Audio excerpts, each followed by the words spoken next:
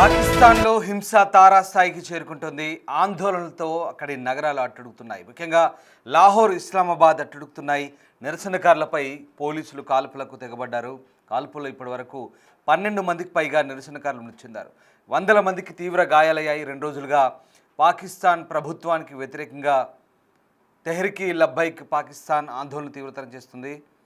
లాహోర్, ఇస్లామాబాద్లో పెద్ద ఎత్తున నిరసనలు కొనసాగుతుంది. దీంతో వందల మంది నిరసనకారులు అరెస్ట్ అవుతున్నారు. ఈ క్రమంలో పోలీసులపై జనం తిరగబడుతున్నారు. పోలీసులపై రాళ్ళు, కర్రలతో అటాక్ చేస్తున్నారు. అరెస్టులు, పరస్పర దాడులతో పరిస్థితి ఉద్రిక్తంగా మారుతోంది. ఇక ఇజ్రాయెల్ గాజా ఒప్పందంలో అమెరికా తీరును వ్యతిరేకిస్తూ టీఎల్పీ, ఇస్లామిక్ సంఘాలు మండిపడుతున్నాయి. లాహోర్లోని అమెరికా రాయబార కార్యాలయం ముట్టడికి టీఎల్పీ పిలుపునిచ్చిన నేపథ్యంలో ఈ ఆందోళనలు చెలరేగుతున్న పరిస్థితి కనబడుతోంది. పాకిస్తాన్లో పూర్తిగా అల్లకల్లోలంగా మారుతోంది. పలు నగరాల్లో హింస చెలరేగుతోంది.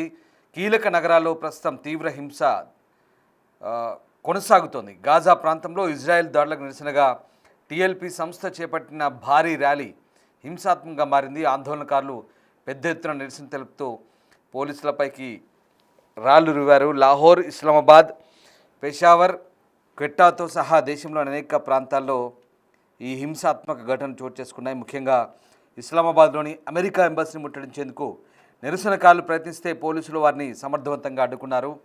లాహోర్లో కాల్పుల్లో 2 వ్యక్తులు మరణించినట్టుగా నివేదించబడింది. సో మొత్తం మీద అన్ని ప్రాంతాలు జరిగిన కాల్పుల్లో ఇప్పటివరకు 12 మంది నిరసనకారులు మృత్యువాత పడ్డట్టుగా తెలుస్తోంది.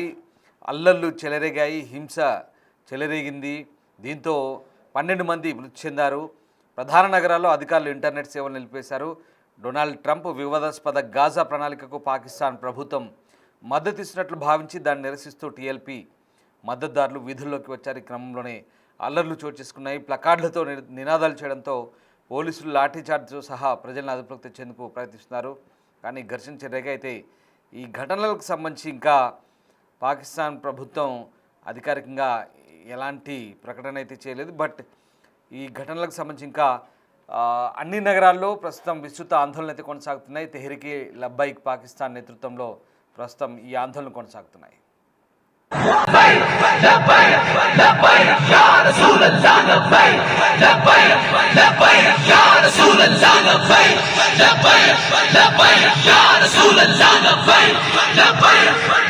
के दरमियान मौजूद हैं। रेंजर की शदीद गोलियों और शेलिंग, पंजाब पुलिस की तरफ से फायरिंग, जुल्म सितम करते हुए वक्त हुकूमत ये सामने वाले लाइन स्टेशन के ऊपर स्ट्रेट फायर किए जा रहे हैं, नीचे आंसू गैस की जा रही है। गोलियों से, तुम्हारी गुंडागर्दी से हरगिज नहीं रुकने वाला। अपने शोहदा के साथ हम अपनी मंजिल की तरफ जा रहे हैं। तुमसे और तुम्हारी नस्लों से भी ये कौम सवाल करती रहेगी कि गोली क्यों चलाई। इस वक्त तारीख की बदतरीन शल्लें जारी है। तारीख की बदतरीन शल्लें। తీవ్రవాద ఇస్లామిక్ పార్టీ తెహ్రీక్ ఈ లబ్బైక్ Pakistan TLP నిర్వహించతలపెట్టిన లబ్బైక్ Aqsa million March నిరసనను అడ్డుకునేందుకు ప్రభుత్వం కట్టుదిట్టమైన చర్యలు చేపట్టిన నేపథ్యంలో ఇస్లామాబాద్లో జరిగిన అల్లర్లలో ఒక్కసారిగా పోలీసు కాల్పులు చోటు చేసుకున్నాయి. ముఖ్యంగా రావల్పిండి, ఇస్లామాబాద్ నగరాల్లో అలాగే లాహోర్ కూడా మొబైల్ ఇంటర్నెట్ సేవలు నిలిపడంతో రాజధానిలోకి ప్రవేశించే అలాగే బయటికి వెళ్ళే అన్ని మార్గాలను పోలీసులు మూసివేశారు. టీఎల్పీ కార్యకర్తలు ఇస్లామాబాద్ వైపు ప్రదర్శన నిర్వహించేందుకు సిద్ధమవుతున్న పరిస్థితులు వారిని కట్టడి చేయడానికి ప్రభుత్వం నిర్ణయం తీసుకుంది. లాహోర్లో పార్టీ ప్రధాన కార్యాలయం నుంచి ఎవరు బయటకు రాకుండా ఉండేందుకు కంటైనర్లతో రహదారిని దిగ్బంధించడంతో ఒక్కసారిగా ఉద్రిక్తత చోటు చేసుకుంది. పోలీసులపై రాళ్లు రువ్వారు. దీంతో చాలామందికి తీవ్ర గాయాలయ్యాయి. ఇక పాలస్తీనాకు మద్దతుగా ఇజ్రాయెల్కు వ్యతిరేకంగా చేపట్టిన ఈ ఆందోళనకు టీఎల్పీ మద్దతు ఇచ్చింది. ఇందులో భాగంగా ఇస్లామాబాద్లోని అమెరికా ఎంబసీ ముందు శుక్రవారం ఇజ్రాయెల్ వ్యతిరేక ప్రదర్శన నిర్వహిస్తామని కూడా వెల్లడించింది. అందుకే అక్కడ భారీగా పోలీసులు కూడా భద్రత ఏర్పాటు చేశారు. ఇక టీఎల్పీ అధినేత సాద్ హుసేన్ రిజ్వీని అరెస్ట్ చేసేందుకు లాహోర్లోని అక్కడి హెడ్ క్వార్టర్స్కి చేరుకున్నప్పుడు దాంతో హింస చెలరేగింది. ఇస్లామాబాద్, లాహోర్, రావల్పిండి, కరాచీ వంటి నగరాల్లో ఆందోళనలు పెరిగాయి. హింసాత్మక పరిస్థితులు విస్తరించకుండా ఉండడానికి ఆయా నగరాల్లో మొబైల్ ఇంటర్నెట్ సేవలను నిలిపివేసినట్టు ఆ దేశ హోంమంత్రిత్వ శాఖ టెలికమ్యూనికేషన్ అథారిటీని ఆదేశించింది. దీంతో అక్కడ పూర్తి స్థాయిలో 144 సెక్షన్ కొనసాగుతుంది. ఇక 10 రోజుల పాటు నిరసనలు, ర్యాలీలు, బహిరంగ సభలను నిషేధించారు. ఈ ప్రాంతాల్లో పూర్తి స్థాయిలో కేవలం అంత్యక్రియలు, వివాహాలు, ప్రార్థనలు, కోర్టు ప్రాంగణాలు తప్ప మిగతా ఎక్కడ నలుగురికి మించి గుమికూడొద్దంటూ పాకిస్తాన్ ప్రభుత్వం అక్కడ పూర్తి స్థాయిలో నిషేధాజ్ఞలు విధించింది. ఇక ఇస్లామాబాద్లో అయితే పూర్తిగా రెడ్ జోన్ మూసివేశారు. మార్గల్లా రోడ్డు ద్వారా ఉద్యోగులు, అధికారులు, ఇతర సిబ్బందికి మాత్రమే ప్రవేశం కల్పించిన పరిస్థితి కనబడుతోంది. సో మొత్తం మీద పోలీసుల లాఠీ చార్జిలో వందలాది మంది గాయపడ్డట్టుగా తెలుస్తోంది. ఇక టీఎల్పీ అధినేతను అరెస్ట్ చేసేందుకు లాహోర్లోని యతీంఖానాలో అక్కడి హెడ్ క్వార్టర్స్పై పోలీసులు దాడి చేస్తే వారిపై దాడి జరిగినట్టుగా అక్కడి అధికారులు చెప్తున్నారు.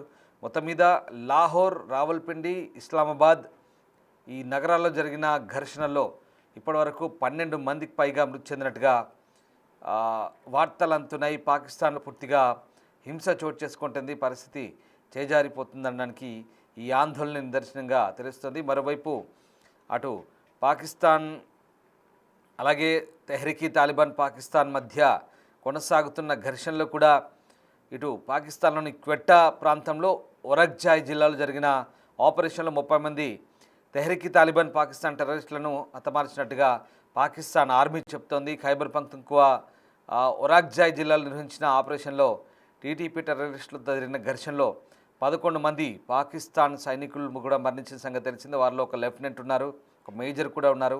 ఈ ఘటన తర్వాత ఆ ప్రాంతంలో పాకిస్తాన్ ఆర్మీ భద్రతా దళాలు ప్రతీకార ఆపరేషన్ కూడా కొనసాగిస్తున్నాయి. ఆఫ్ఘనిస్తాన్ మంత్రి భారతదేశంలో పర్యటిస్తున్న తరుణంలోనే అక్కడ ఏకంగా ఆఫ్ఘనిస్తాన్ రాజధాని కాబూల్తో సహా ఇతర ప్రాంతాలపై పాకిస్తాన్ వైమానిక దాడులు చేసిన సంగతి తెలిసిందే. దీంతో ఇప్పుడు ఆ 2 దేశాల మధ్య కూడా ఉద్రిక్త పరిస్థితులు చోటు చేసుకుంటున్నాయి. ఈ 2 దేశాల మధ్య యుద్ధం తలెత్తే వాతావరణం కూడా ఉందంటూ నిపుణులు చెప్తున్నారు. సో మొత్తం మీద పాకిస్తాన్ ఎక్కడా శాంతి లేదు. పాకిస్తాన్ అంతా కూడా అహింస, అల్లకల్లోలం, అశాంతితో రగులుతోంది. ఇంత జరుగుతున్నా వాళ్ళ ఏకైక శత్రువు టార్గెట్ భారతే అని చెప్తోంది. భారత్ విషయంలో మాత్రం వైఖరి మార్చుకోవట్లేదు. అయితే పాకిస్తాన్కు ముప్పేట ఒత్తిడి పెరుగుతుంది.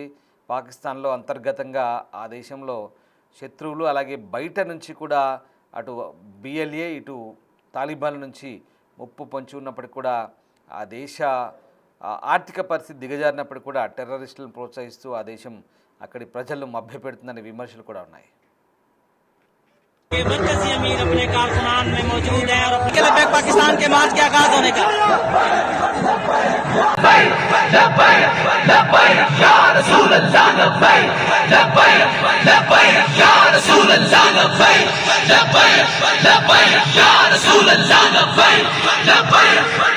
के दरमियान मौजूद है। भाई खुद आ चुके हैं जी अंश भाई, शेलिंग वाली जगह खुद आ चुके हैं अंश भाई। शेलिंग के बाद अमीर तहरीक लबैक पाकिस्तान